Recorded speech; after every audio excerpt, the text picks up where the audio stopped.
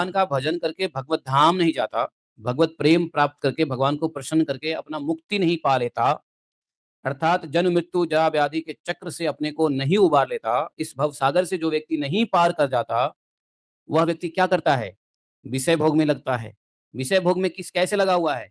चबाए को चबाना। अनंत जन्म से व्यक्ति इस संसार में भटक रहा है, मैथुन कर रहा है, संसार की भोगों को भोग रहा है, नाना प्रकार के शरीर में संसार को भोगता आया है और उसी भोगे हुए शरीर को संसार को दोबारा भोगना चाहता है।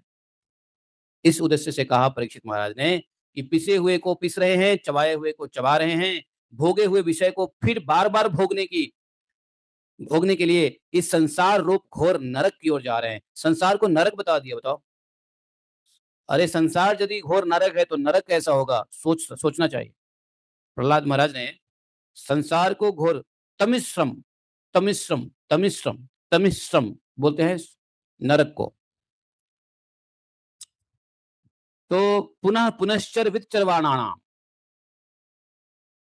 जो अपना उत्थान नहीं कर रहा है, जो भगवत भक्ति करके इस संसार से निकलने की कोशिश नहीं कर रहा है और विषय भोग में ही लगा हुआ है, तो वो नरक की ओर ही जा रहा है ना। यदि भगवान की भक्ति ना करे, गुरु जी से ज्ञान न ले, तो व्यक्ति बार बार अनंत जन्मों के विषय को भोग करके फिर से इस संसार में ही जाएगा। तो बोले कि ये सब किसी के सिखाने से, किसी के संग से ये कृष्ण की भक्ति नहीं लगती है। अगर ऐसी किसी से सिखाने से सीखता तो हर व्यक्ति सिखा लेता, सीख लेता।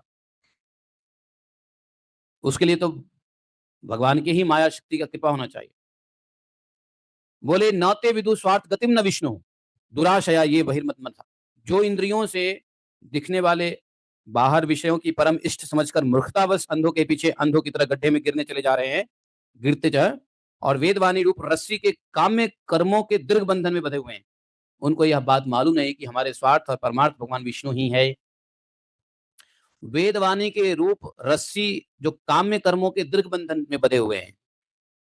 वेद मुख्यतः क्या बताते हैं कि कर्म का सिद्धांत बताते हैं कि कैसे कर्म हो, लेकिन कर्म से क्या होता है? कर्म का फल बनता है और कर्म के फल को भोगने के लिए पुनः आना पड़ता है।